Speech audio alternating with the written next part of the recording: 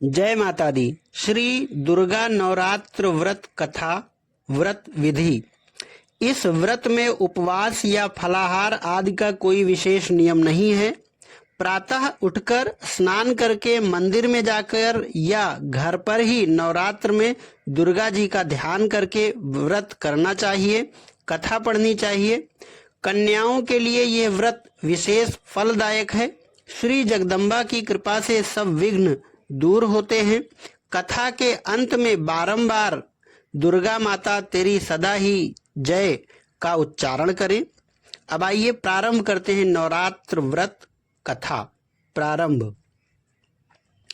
बृहस्पति जी बोले, हे ब्रह्मा जी, आप अत्यंत बुद्धिमान, सर्वशास्त्र और चारों वेदों को जानने वालों में श्रेष्ठ हो। हे प्रभु, कृपा कर मेरा वचन सुनो। चैत्र, आश्विन, माघ और आषाढ़ के शुक्ल पक्ष में नवरात्र का व्रत और उत्सव क्यों किया जाता है? हे भगवान, इस व्रत का फल क्या है? किस प्रकार करना उचित है और पहले इस व्रत को किसने किया है, सो विस्तार से कहो। बृहस्पति जी का ऐसा वचन सुनकर ब्रह्मा जी कहने लगे कि हे बृहस्पति, प्राणियों का हित करने की इच्छा से तुमने बहुत ही अच्छा प्रश्न किया है। जो मनुष्य मनोरथ पूर्ण करने वाली दुर्गा, महादेवी, सूर्य और नारायण महादेव का ध्यान करते हैं, वह मनुष्य धन्य है। यह नवरात्र का व्रत संपूर्ण कामनाओं को पूर्ण करने वाला है। इसके करने से पुत्र चाहने वाले को पुत्र, धन चाहने वाले को धन, विद्या चाहने वाले को विद्या और सुख चाहने वाले को सुख मिल सकता है। इस व्रत के करने से रोगी मनुष्य का रोग दूर हो जाता है और कारागार में बंद हुआ मनुष्य बंधन से छूट जाता है। मनुष्य की समस्त विपत्तियां दूर हो जाती हैं और उसके घर में संपूर्ण संपत्तियां आकर उपस्थित हो जाती हैं। बंध्या और काक बंध्या के इस व्रत के करने से पुत्र पैदा हो जाता है। समस्त पापों को दूर करने वाले इस व्रत के करने से ऐसा कौन सा मनोरथ है जो सिद्ध नहीं हो सकता है? जो प्राणी इस अलभ्य मनुष्य देह को पाकर भी नवरात्र का व्रत नहीं करता, वह अनेक प्रकार से दुखी रहता है। यदि व्रत करने वाला मनुष्य सारे दिन का उपवास न कर सके तो एक समय भोजन करे और उस दिन बांधवों सहित नवरात्र व्रत की कथा का श्रवण करे। हे बृहस्पति, जिसने पहले इस महाव्रत को किया उसका पवित्र इतिहास मैं तुम्हें सुनाता हूँ। तुम सावधान होकर सुनो। इस प्रकार ब्रह्मा जी का वचन सुनकर बृहस्पति जी बोले, हे ब्राह्मण मनुष्यों का कल्याण करने वाले, इस व्रत को कहो। मैं सावधान होकर सुन रहा हूँ। आपकी शरण में आए हुए मुझ पर कृपा करो। ब्रह्मा जी बोले, पीठत मनोहर नगर में एक अनाथ नाम का ब्राह्मण रहता था। वह भगवती दुर्गा का भक्त था। उसके संपूर्ण सद्गुणों से युक्त, मानो ब्रह्मा की सबसे पहली रचना हो, ऐसी यथार्थ नाम वाली सुमति नाम की एक अत्यंत सुंदर पुत्री पैदा हुई। वह कन्या सुमति अपने पिता के घर बालकपन में अपनी सहेलियों के साथ क्रीड़ा करती हुई इस प्रकार बढ़ने लगी कि जैसे शुक्ल पक्ष की कला बढ़ती है। उसका पिता प्रतिदिन जब दुर्गा की पूजा और होम किया करता, उस वक्त समय से वह भी नियम से वहां उपस्थित रहती। एक दिन वह सुमति अपनी सखियों के साथ खेलने में लग गई और भगवती के पूजन में उपस्थित नहीं हुई। उसके पिता को पुत्री की ऐसी असावधानी देखकर क्रोध आया और पुत्री से कहने लगा कि हे दुष्ट पुत्री, आज प्रभात से तूने भगवती का पूजन नहीं किया, इस कारण मैं किसी कुष्ठी और दरिद्री मनुष्य के साथ तेरा विवाह करूंगा।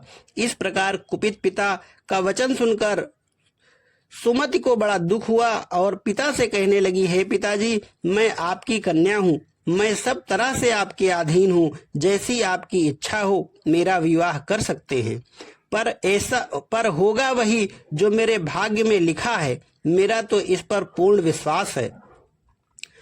मनुष्य ना जाने कितने मनोरथों का चिंतन करता है, पर होता वही है जो भाग्य में विधाता ने लिखा है।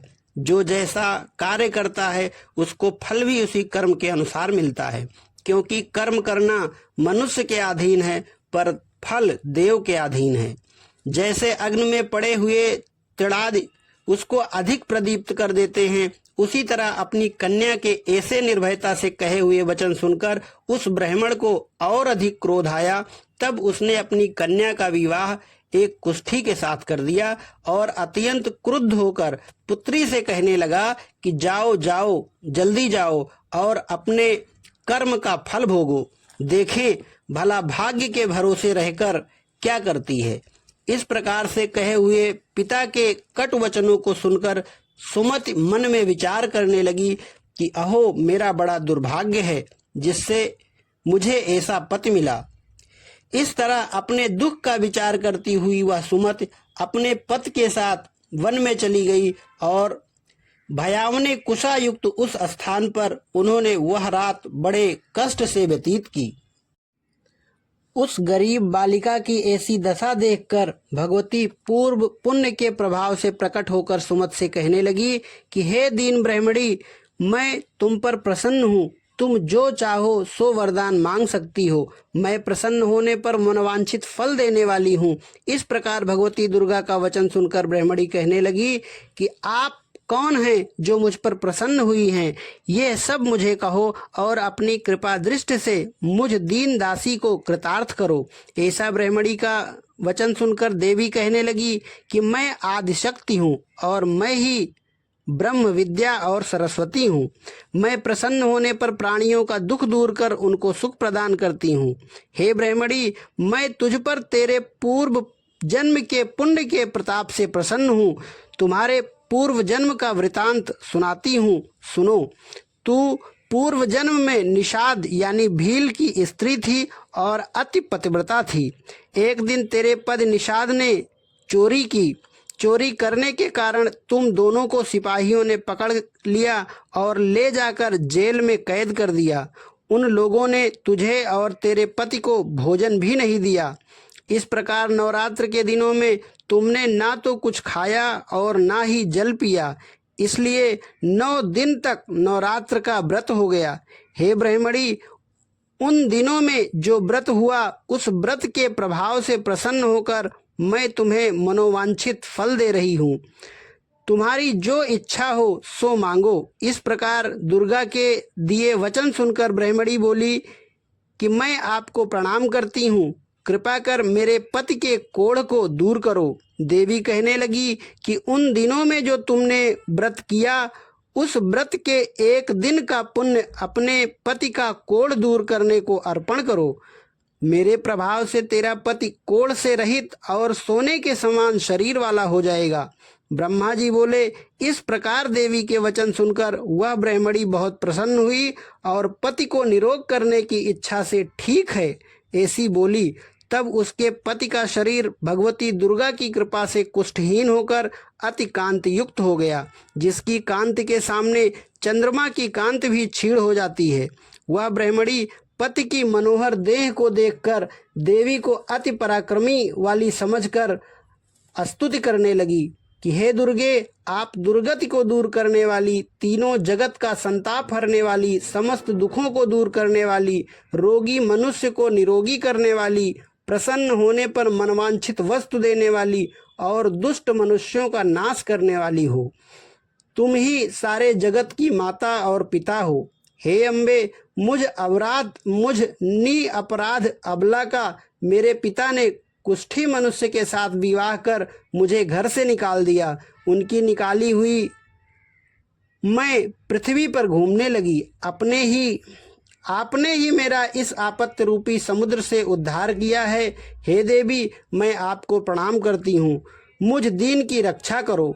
ब्रह्मा जी बोले कि हे बृहस्पति, इसी प्रकार उस सुमति ने मन से देवी की बहुत स्तुति की और उसके द्वारा की हुई स्तुति को सुनकर सुमति पर देवी को बहुत संतोष हुआ और ब्राह्मणी से कहने लगी कि हे ब्राह्मणी, तेरे उद्दालक नाम का अति बुद्धिमान, कीर्तमान और जितेंद्रिय पुत्र शीघ्र ही होगा। ऐसा कहकर वह देवी उस ब्राह्मणी से फिर कहने लगी कि हे ब्राह्मणी, और जो कुछ तेरी इच्छा हो वही मनोवांछित वस्तु मांग सकती है। ऐसा भगवती दुर्गा का वचन सुनकर सुमति बोली कि हे दुर्गे, अगर आप मुझ पर प्रसन्न हैं तो कृपा कर मुझे नवरात्र विधि बताइए। हे दयामयी, जिस विधि से नवरात्र व्रत करने से आप प्रसन्न होती हैं, उस विधि और उसके फल को मुझसे विस्तार पूर्वक कहें।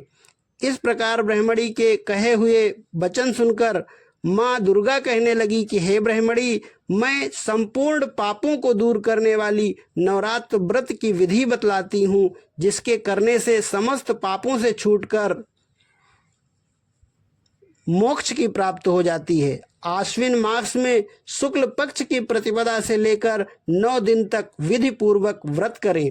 एक दिन यदि दिन भर का व्रत ना कर सके तो एक समय भोजन करें। पढ़े लिखे ब्राह्मणों से पूछकर घट स्थापना करें और वाटिका बनाकर उसको प्रतिदिन जल से सींचें। महाकाली, महालक्ष्मी और महासरस्वती की मूर्तियां बनाकर उनको नित्य विधि सहित पूजा करें और पुष्पों से विधि पूर्वक अर्घ्य दें। विजौरा के फूल द्वारा अर्घ्य देने से रूप की प्राप्ति होती है और जायफल से कीर्ति तथा दाख से कार्य की सिद्धि होती है। आंवले से सुख और केले से भूषण की प्राप्ति होती है। इस प्रकार फलों से अर्घ्य देकर यथाविधि हवन करें। खांड, घी, जौ, शहद, गेहूं, तिल, विल्व, नारियल, दाख और कदम्ब से हवन करें। गेहूं से होम करने से लक्ष्मी की प्राप्ति होती है। खीर तथा चंपा के पुष्पों से धन और पत्तों से तेज एवं सुख की प्राप्ति होती है। आंवले से कीर्ति और केले से पुत्र की प्राप्ति होती है। कमल से राज सम्मान और दाखों से सुख और संपत्ति की प्राप्ति होती है। खांड, घी, नारियल, शहद, जौ और तिल, इनसे तथा फलों से होम करने से मनवांछित वस्तु की प्राप्ति होती है। व्रत कहने वाला मनुष्य इस विधान से होम कर आचार्य को अत्यंत नम्रता के साथ प्रणाम करे और यज्ञ की सिद्धि के लिए उसे दक्षिणा दे। इस महाव्रत को पहले बताई हुई विधि के अनुसार जो करता है उसके सब मनोरथ पूर्ण हो जाते हैं, इसमें तनिक भी संशय नहीं है। इन 9 दिनों में जो कुछ दान आदि दिया जाता है उसका करोड़ों गुना फल मिलता है। इस नवरात्र का व्रत करने से ही अश्वमेघ यज्ञ का फल मिलता है। हे ब्रह्मणी, इस संपूर्ण कामनाओं को पूर्ण करने वाले उत्तम व्रत को तीर्थ, मंदिर अथवा घर में ही विधि के अनुसार करें। ब्रह्मा जी बोले, हे बृहस्पति, इस प्रकार ब्रह्मणी को व्रत की विधि और फल बताकर देवी अंतर्ध्यान हो गई। जो पुरुष या स्त्री इस व्रत को भक्ति पूर्वक करता है वह इस लोक में सुख पाकर अंत में दुर्लभ मोक्ष को प्राप्त होता है। हे बृहस्पति, इस दुर्लभ व्रत का महात्म्य मैंने तुम्हारे लिए बतलाया है। ऐसे ब्रह्मा जी के वचन सुनकर बृहस्पति जी आनंद के कारण रोमांचकित हो गए और ब्रह्मा जी से कहने लगे कि हे ब्राह्मण, आपने मुझ पर अति कृपा की, जो अमृत के समान इस नवरात्र व्रत का महात्म्य सुनाया। हे प्रभो, आपके बिना और कौन इस महात्म्य को सुना सकता है। ऐसे बृहस्पति जी के वचन सुनकर ब्रह्मा जी बोले, हे बृहस्पति, तुमने सब प्राणियों का हित करने वाले इस अलौकिक व्रत को पूछा है, इसलिए तुम धन्य हो। यह भगवती शक्ति संपूर्ण लोकों का पालन करने वाली है। इस महादेवी के प्रभाव को कौन जान सकता है। इति श्री दुर्गा नवरात्र व्रत कथा संपूर्णम। जय माता दी।